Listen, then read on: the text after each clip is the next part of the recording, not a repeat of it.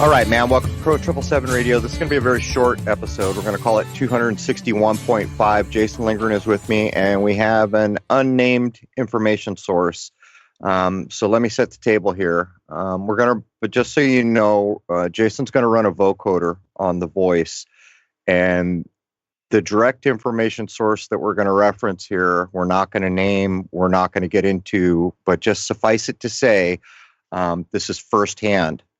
What's being transferred through our information source is a firsthand observation from the person that is in the municipality and seeing. So what this has to do with is we've had Alphonse Faggiolo on a number of times talking about how he deals with the court system and legal ideas. And when people come to push him around, what he's done, a lot of it has to do with an affidavit.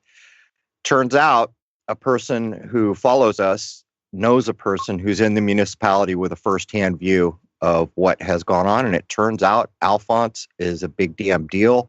And I'm going to ask questions here. The responses will be terse, but I'll just suffice it to say that it was stated from a person on the inside who's actually working where this is going on, that Alphonse is known throughout the Commonwealth, which basically means throughout the state.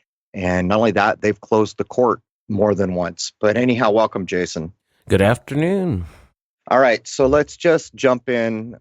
What ridiculous name am I going to use here? We've already used Mr. X. Mr. Roboto? Yeah, Mr. Roboto. There we go. Because he's getting the vocoder. All right, so Mr. Roboto, we'll keep the responses terse, and we're going to run a vocoder so no one can possibly figure out who's who to maintain safety for everybody. But you met a person who actually has a direct firsthand view of the municipality where Alphonse has filed some of his affidavits. Is that correct? That is correct. So I'm going to try to figure out how to ask the question so your responses can just be kind of terse. This person told you, I guess what was going on is you were having a conversation because this person is aware of legal ideas. And you were talking about episodes we did, and Alphonse's name came up, and it all of a sudden you guys realized that this person was talking about Alphonse, who had been on the show. So is it true that you've been informed by someone who works in the municipality that they know who he is and they're running scared all the way to the state border? That is correct. It's not just what he's doing in his local county, but the fact that he is helping people throughout the Commonwealth of Pennsylvania to achieve the results that he has achieved. They don't know what to do with him. Well, I can answer that for you. You're not going to do anything with him. He's a free human being, and if you quit screwing with people, this all would go away, I would imagine. People would have no reason to be filing affidavits and other things if you weren't messing with them in some way, doing things they don't like. But there's another key piece of this. Apparently, you were told directly that one day Alphonse was supposed to show up in court. And if this is true, which I know you're about to tell me it is, but if it's actually true in the world, and I'll cut to the chase, I know it's true because I called Alphonse. He was scheduled to be in court. They knew he was coming and they closed the court. Was that information that you were given from a direct witness? That is the information I was given from a direct witness, that they closed the courts on him and that they will continue to either close the courts or have the judges be absent. This all started when they noticed him helping other people in Pennsylvania. The ugly truth about that is a violation of law at a level that I'm not sure if that's treasonous. But it's getting up there. That is a serious, if that is correct, and they've closed the due process, the doors to due process. And actually, well, why am I saying if? Because I called Alphonse to ask him. I told him about this. We're actually going to cover Alphonse tomorrow to respond when he hears this recording.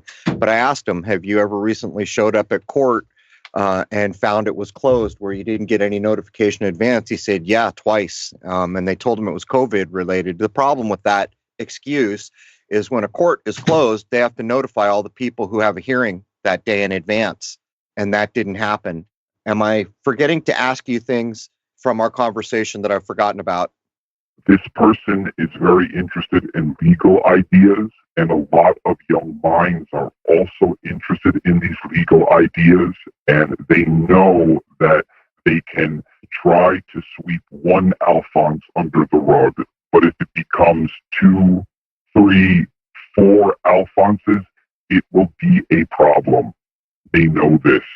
So here's the truth. When I got off the phone with Alphonse to try to confirm everything you had told me from a firsthand person who observed this firsthand, he said, the thing about what I'm doing here is anyone in the county can use these methods. And then I corrected him and I said, Alphonse, anyone in any county can use you.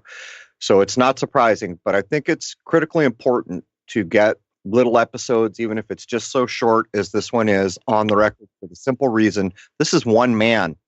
This is one man now known out within the Commonwealth where he lives, which is just another way of saying the state, I believe, and they're scared to death because somebody knows the rules and they can't keep implementing their corporate policy.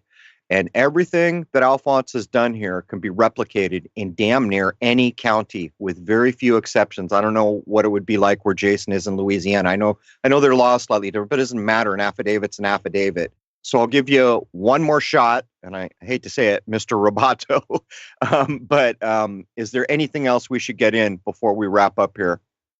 I would like to say that, as Alphonse calls them, the men in the black dresses are a tight-knit group, and they communicate with each other. All it takes is 3 Alphonses where he is, 2 Alphonses where you live, and 3 Alphonses where I live, and things will really start to change. There it is, and there's no doubt. And so just to put a fine point on it, all this kind of corporate policy that passes for law, that passes for local, it crept in. And over time, people were no longer taught civics in school or anything about what we used to be taught back in the 60s. And everything changed and nobody was aware that it was wrong or illegal or a problem. But now everybody's starting to know. And this is case in point. It is not that hard to file an affidavit, and it's legal, and there are no repercussions coming your way if you do it. And it's a way to use the system that's been built up around you to force them back on their damn leash. Because at the end of the day, one thing that we forgot roughly 20 years ago is the police serve us. The municipal governments serve us. The federal so-called government is supposed to serve us.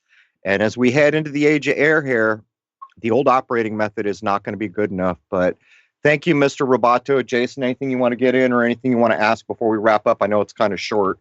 Do we know anything at all about what they might want to do about Alphonse? Their short-term tactics are closing and having judges not appear. Long-term tactics, I believe, would be more of a payout to him or a negotiation, which I believe he will not falter. At this point, we need to see where it goes. If he stands his ground and he continues to help people, and I need to stress this, if there are listeners in Pennsylvania, especially the southern and eastern portion of Pennsylvania, who want to do the same things in their counties, this house of cards will come tumbling down sooner rather than later. If there is a critical mass around him, the results will be spectacular. Well, I would say, too, just to put a fine point, any county, any municipality could employ these methods as far as I know. And in my mind, I mean, really, well, as I think about it, Louisiana, I know, has a weird law, is the only state that has a weird law construct because of the French influence, I believe. Or was it Spanish? I think it's French. But anything else, Jason? Has there ever been any mention of any of the other law people that we've had on, or even just any of the others out there trying to do this kind of work that might be causing rumblings on the dark side? Not through first-hand information. All right. Thank you so much for coming on. And it's kind of astounding that just by chance you put together that Alphonse was the topic being spoke about. as you referenced people who'd been on the show. Is there anything you'd like to add, Mr. Roboto, before we wrap up? Stand up for yourselves. They have no control over you, only if you allow them to. All right, so that's it. I know this is a really short episode, but it's critically important. And just so everyone knows, on the tail of this, we're going to be recording with Alphonse, so he's had a chance to hear this, and so he can respond. But can you imagine closing a damn court because someone actually understands how to conduct themselves? I'm going to ask Alphonse. I got to remember, Jason, we got to remember to ask Alphonse. Is that sedition? Is that, I mean, that's got to rise pretty high in the felony category of violations of their rules to close a damn court because you don't know how to deal with someone who actually understands how things work. But there's a very short episode that we're calling 261.5 with Jason Lindgren and an individual we're calling Mr. Roboto. And folks, when this goes, please don't bring any Sherlock Holmes, try and put together. We're trying to give information and not endanger anyone's job or anything else, particularly now. So there it is, man. I'd like to wish you all a happy, healthy, and higher-minded year ahead, and we'll have Alphonse on the tail of this. Cheers.